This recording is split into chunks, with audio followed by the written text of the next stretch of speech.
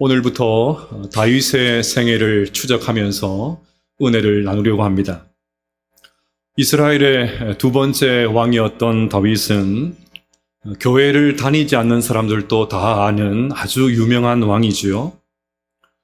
그래서 우리와는 질적으로 다른 별나라 사람으로 생각할 수 있는데 그렇지가 않습니다. 그는 하늘에서 갑자기 뚝 떨어진 사람이 아니고 우리와 똑같이 아주 평범한 사람이었습니다. 우리와 같이 고민하고 염려하고 걱정하고 사람들의 말 한마디에 주눅들고 죄도 짓고 넘어지기도 했던 사람, 그 사람이 바로 다윗이었습니다.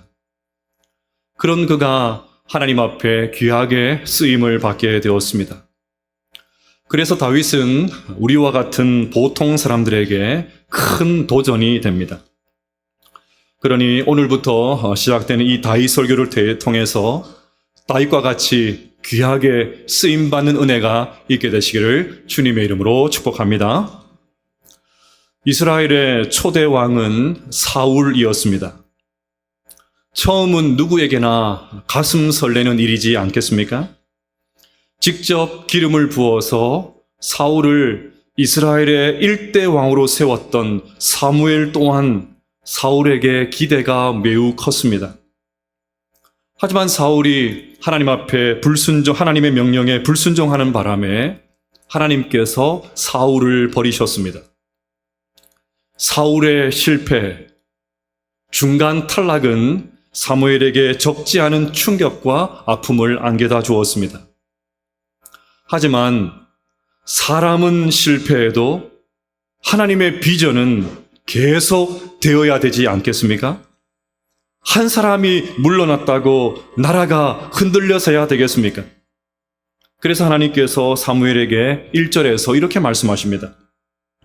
여호와께서 사무엘에게 이르시되 내가 이미 사울을 버려 이스라엘 왕이 되지 못하게 하였거늘 내가 그를 위하여 언제까지 슬퍼하겠느냐? 너는 뿔에 기름을 채워 가지고 가라. 내가 너를 베들레헴 사람 이새에게로 보내리니 이는 내가 그의 아들 중에서 한 왕을 보았느니라 하시는지라. 여러분, 사울이 무너졌다고 이스라엘이 무너지지 않습니다. 사울이 탈락했다고 나라가 사라지지 않습니다. 하나님의 나라는 사람이 실패했다고 해서 절대 무너지지 않습니다. 그래서 하나님은 사무엘에게 더 이상 슬퍼하지 말라고 하십니다. 툭툭 털고 일어나서 새 시대를 준비하라고 하십니다. 그러면서 이새의 아들 중에 한 왕을 보았다고 하십니다. 물론 여기 한 왕은 다윗입니다. 여기서 보았다는 말은 오래전부터 그를 주목하고 있었다는 말입니다. 그러니 하나님은 오래전부터 다윗을 지켜보고 계셨고 그를 사울을 대신하여 왕으로 세우려고 하십니다. 자, 그러면 여기서 질문이 생깁니다. 하나님께서 한 왕을 보았느니라 왕을 보셨다고 하셨는데 과연 다윗이 왕이 될 만한 사람일까요? 관상이라는 영화에서 이정재 배우가 했던 아주 유명한 대사 하나가 있습니다. 보고 설교를 이어가겠습니다.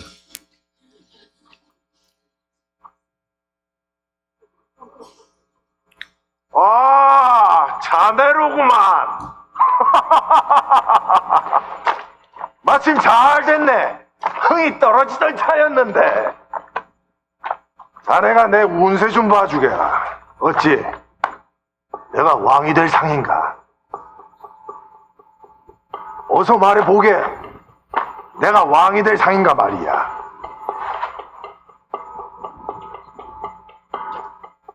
여기까지만 보겠습니다.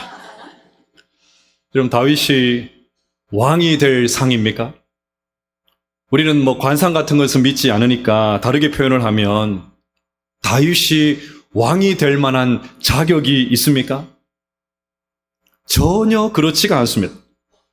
주변에 어느 누구도 다윗을 왕으로 세울 생각을 하지 않았고 다윗은 안중에도 없었습니다.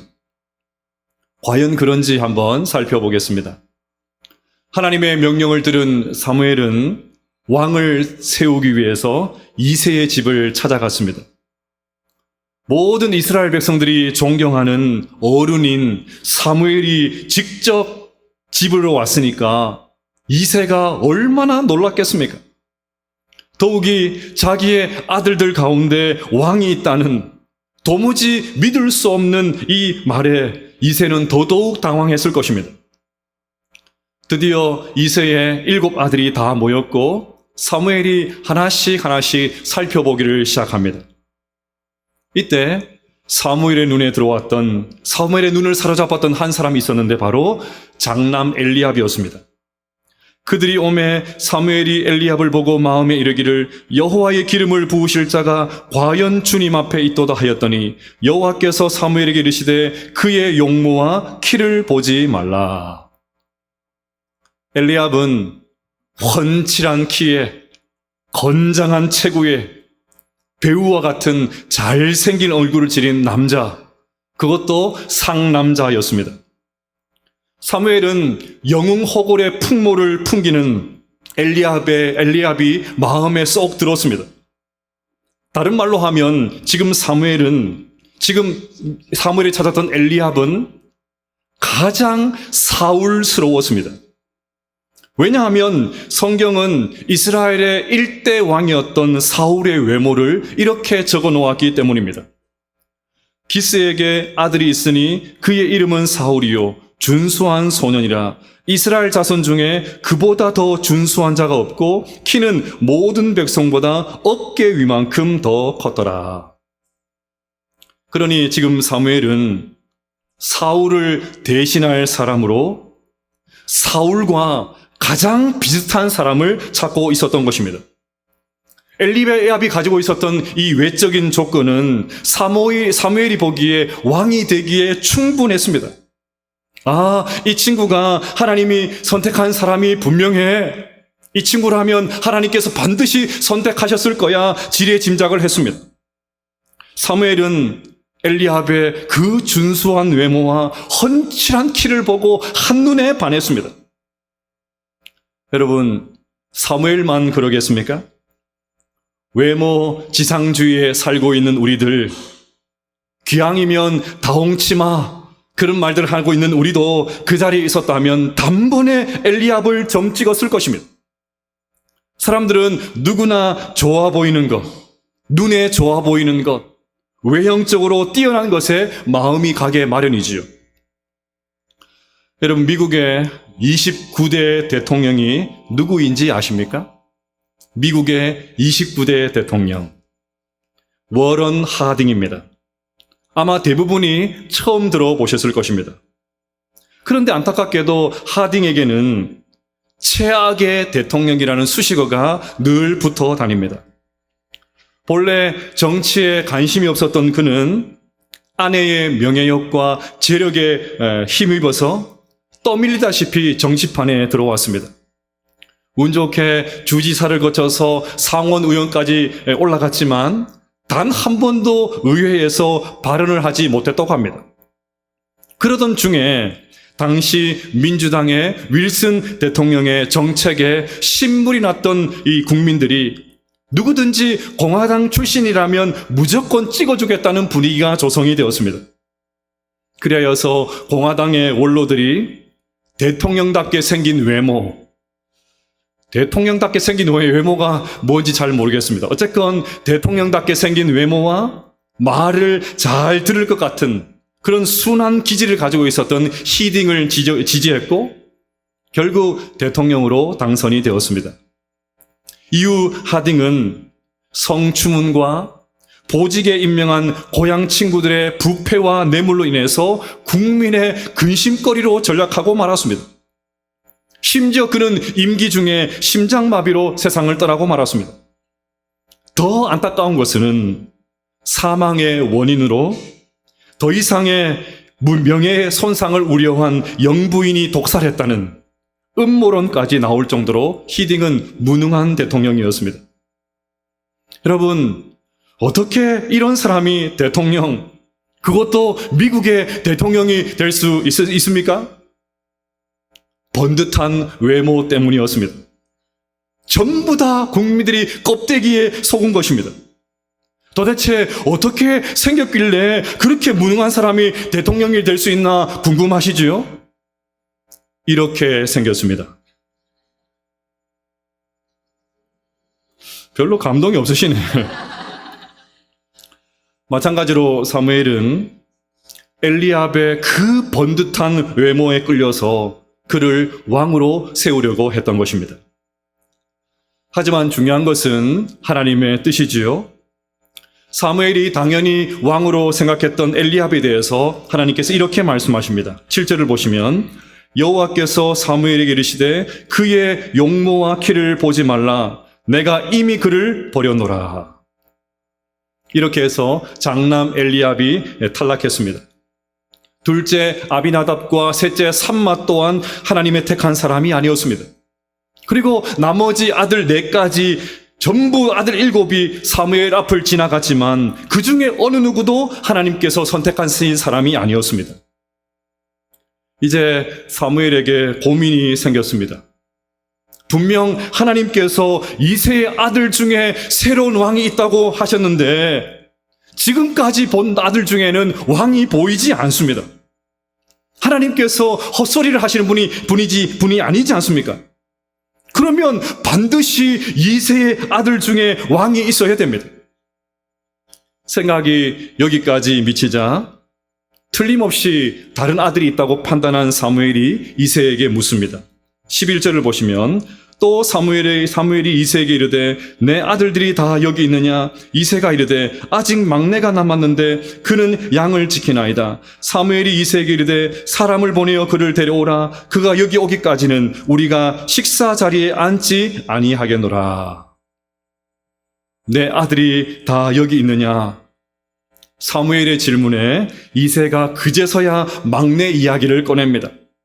아직 막내가 남았는데 그는 양을 지키나이다. 근데 여러분 보십시오.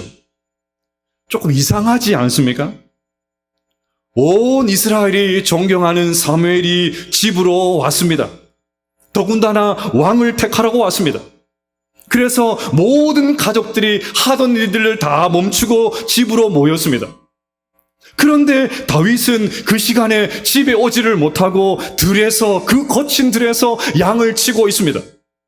가족 중에 그 누구도 다윗을 부르지 않습니다.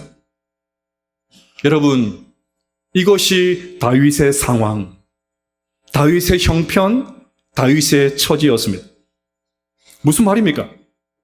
아버지가 볼 때 다윗은 왕이 될 상이 아니었습니다. 아비가 볼 때 막내 다윗은 전혀 지도자감이 아니었습니다. 그러니 아직 막내가 남았는데 그는 양을 지키고 있다는 말은 그 아이는 아직 나이가 어린 철부지 막내입니다. 능력이 없어서 양이나 지키는 하찮은 일을 하고 있는데 어떻게 그런 아이가 왕이 되겠습니까? 그런 뜻이죠. 그러면 여기서 또 질문이 생깁니다. 왜 이새는 막내 다윗에게 양을 지키게 했을까요? 대부분의 집의 막내는 귀하지 않습니까? 귀여움과 사랑을 독차지하지 않습니까? 저희 집에도 첫째와 8살 차이가 나는 막내가 있기 때문에 집에서 막내가 어떤 비중을 차지하고 있는지 저는 잘 압니다. 집안에 서열로 하면 막내가 저희 집의 1등입니다. 그러면 꼴찌는 누굴까요? 누가 꼴찌일까요? 예, 말씀하셔도 됩니다. 누가 꼴찌일까요? 예, 말해 뭐합니까? 제가 바로 꼴찌입니다.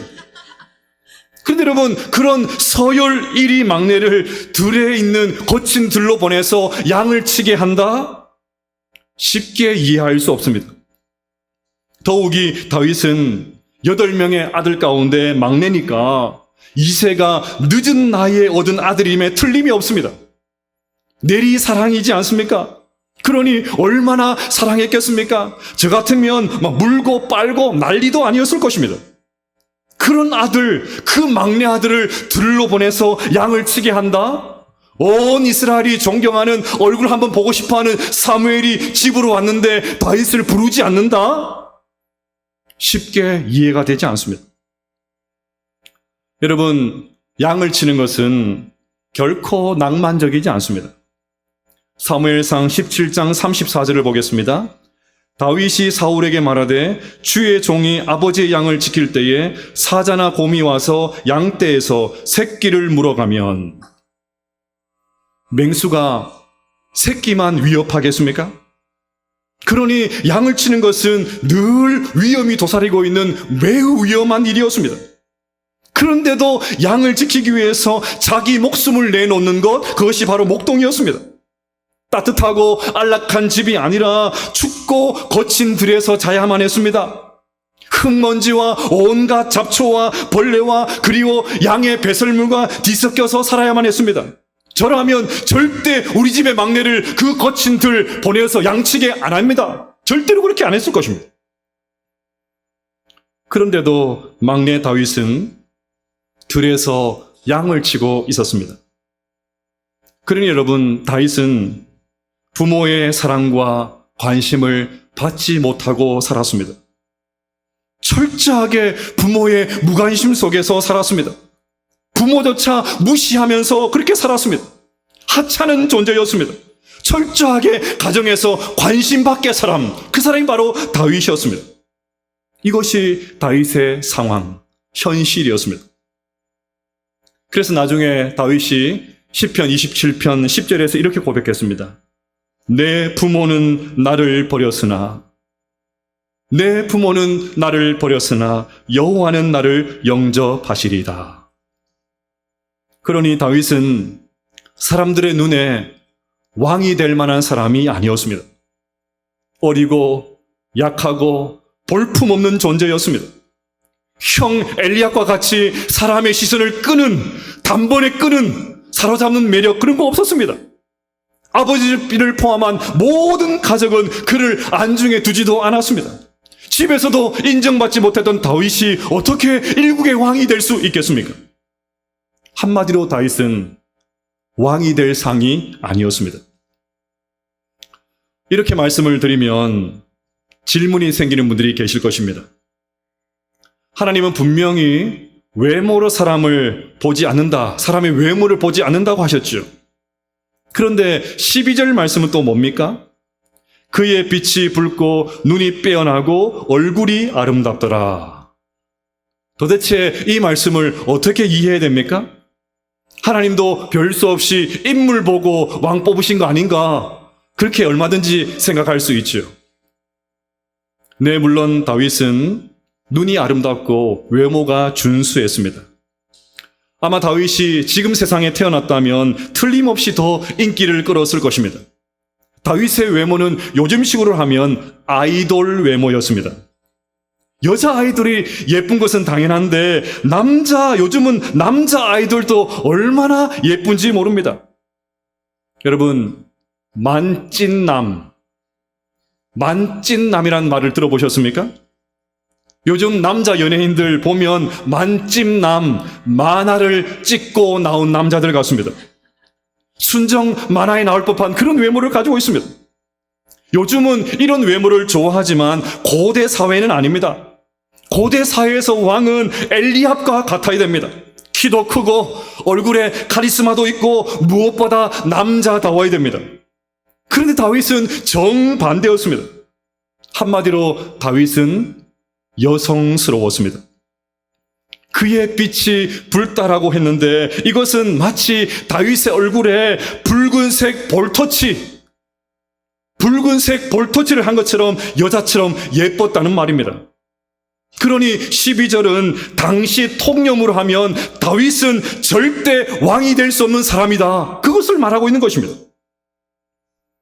그런데도 하나님은 다윗에게 기름을 부어서 왕으로 세우라고 하십니다. 12절 하반절을 보십시오. 여호와께서 이르시되 이가 그니 일어나 기름을 부으라 하시는지라. 자, 그러면 이제 결론적으로 마지막 중요한 질문이 남았습니다. 어째서 다윗이 왕이 될 수 있었을까요?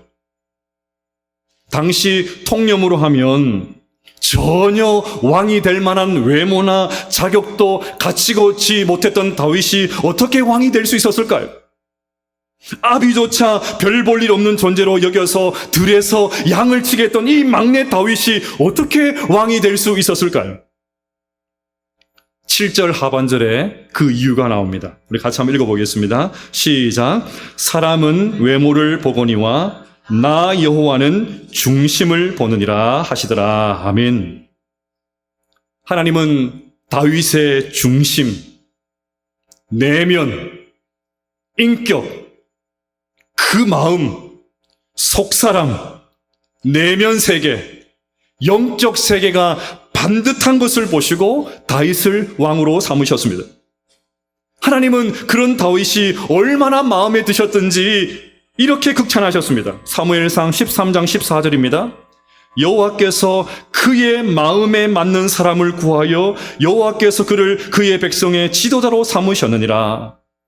사도행전 13장 22절에도 다윗을 이렇게 평가합니다. 다윗을 왕으로 세우시고 증언하여 이르시되 내가 이새의 아들 다윗을 만나니 내 마음에 맞는 사람이라 내 뜻을 다 이루리라. 이 구절에서 하나님의 마음에 합한 다윗이라는 표현이 나왔습니다. 여러분, 살면서 누군가의 마음에 든다는 것 참 기분 좋은 일이지 않습니까? 저는 설교를 준비하면서 장인 장모님과 처음 만났을 때가 생각이 났습니다.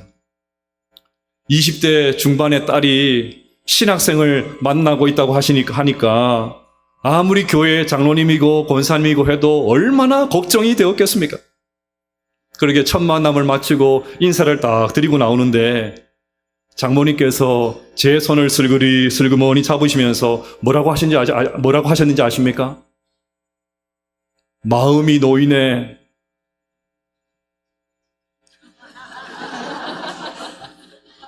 제 손을 딱 잡으시면서 마음이 놓이네 그러셨습니다. 오늘 표현을 하면 마음에 드네 아닙니까? 그 말을 듣고 얼마나 기뻤는지요. 그래서 무사히 결혼을 할 수가 있었습니다. 하나님은 다윗의 외모가 아니라 중심, 마음을 보시고 다윗이 마음에 드셨습니다.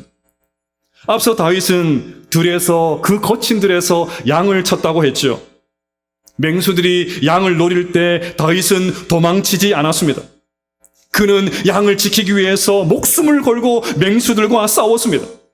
맡은 양을 보호해야 된다는 책임감, 그것이 그에게 있었던 것입니다. 여러분, 이것이 목자의 마음이지 않습니까? 다윗이 그렇게 최선을 다해서 책임을 다하는 모습을 사람들은 보지를 못했지만 하나님께서 처음부터 끝까지 지켜보고 계셨습니다. 사람들이 없다고 대충 하는 것이 아니라 하나님 앞에서 최선을 다하는 다윗의 모습을 보시고 하나님께서 그것이 너무나도 흡족하셨던 것입니다. 반대로 초대 왕이었던 사울의 평가는 다윗과 정반대입니다. 사무엘상 15장 11절을 보시면 내가 사울을 왕으로 세운 것을 후회하노니, 다른 말로 하면 사울은 하나님의 마음에 들지를 않았습니다. 왜요? 하나님께서 사울의 중심을 보셨기 때문입니다. 하나님께서 아말렉과의 전쟁을 앞두고 전쟁 이후에 모든 것들 다 진멸하라고 하셨습니다. 하지만 사울은 전리품 중에서 좋은 가축들, 좋은 물건들 남겼습니다. 하나님 앞에 제사하기 위해서 남겼습니다. 그럴듯한 이유를 둘러댔지만 사실은 전리품이 너무 아까워서 자기 것으로 가지기 위해서 그렇게 남겼던 것입니다. 하나님께서 사울의 그 중심을 보셨습니다. 이런 마음을 가진 사람이 자기 계속해서 왕으로 나라를 다스리면 그 나라가 어떻게 되겠습니까? 더 많은 전리품을 얻기 위해서 그 탐욕에 사로잡혀서 백성들을 전쟁터로 계속해서 내몰지 않겠습니까? 양을 지키기 위해서 자기 몸을 아끼지 않았던 다윗과 너무나도 대조적이지 않습니까? 그러니 여러분, 하나님께서 사울을 버리신 이유와 하나님께서 다윗을 택하신 이유가 사실은 같습니다. 외모가 아니라 중심이었습니다. 여러분, 오늘 설교의 핵심을 아시겠지요? 외모가 아니라 중심을 갖고자 하는 것입니다. 우리가 사람들 앞에 서기 위해서 외모를 다듬듯이 우리의 속마음을 깨끗하게 단장할 수 있다면 얼마나 향기나는 그런 인생을 살 수 있겠습니까? 그런데 여러분, 오늘 저는 설교를 준비하면서 한 가지 불편한 마음이 들었습니다. 성경이 아무리 외모가 아니라 중심이라고 해도, 성경에서 아무리 외모가 아니라 중심이라고 해도, 솔직히 이 세상은 외모가 더 중요하지 않습니까? 전부 다 엘리압이 되려고 하지 않습니까? 전부 다 사울이 되려고 하지 않습니까? 엘리압은 요즘으로 치면 인류 대학의 졸업장을 가진 화려한 스펙을 가진 인재라고 할 수가 있습니다. 거기다가 인물까지 좋으니까 엘리압은 넘사벽이었습니다. 솔직히 세상에서 엘리압 정도 되어야 성공하는 것 아닙니까? 그래서 우리 청년들이 결혼 대상자를 찾을 때에도, 부모들이 사위와 며느리감을 찾을 때에도, 직원을 구할 때에도, 심지어 교회에서 사람을 세울 때에도 엘리압과 같이 외모가 출중한 사람들을 선호하는 것 아닙니까? 키 크고 인물 좋고 학벌 좋고 돈 있고 집안 좀 좋으면 일단은 합격 아닙니까? 그래서 자녀들이 엘리압이 되기를 바라는 마음으로, 우리의 자녀들이 사울과 같이 다른 사람보다 키가 한 큐에는 더 크기를 바라는 마음으로 엘리압이 되어야 된다, 사울이 되어야 된다, 끊임없이 몰아붙이는 건 아닙니까? 개천에서 용이 났다는 말이 있죠. 하지만 이제는 개천에서 용이 났다는 말이 통하지 않는 시대가 되었습니다. 용이 되려면 개천에 있으면 안 됩니다. 용이 되려면 한강으로 가야 돼요. 용이 되려면 개천에 있으면 안 되고 어떻게든 한강에 가야 돼요. 아리수가 뭔지 아십니까? 서울 상수도 이름에서 아리수예요, 아리수. 용이 되려면 개천에서 놀면 안 되고 한강에서 놀아야 됩니다.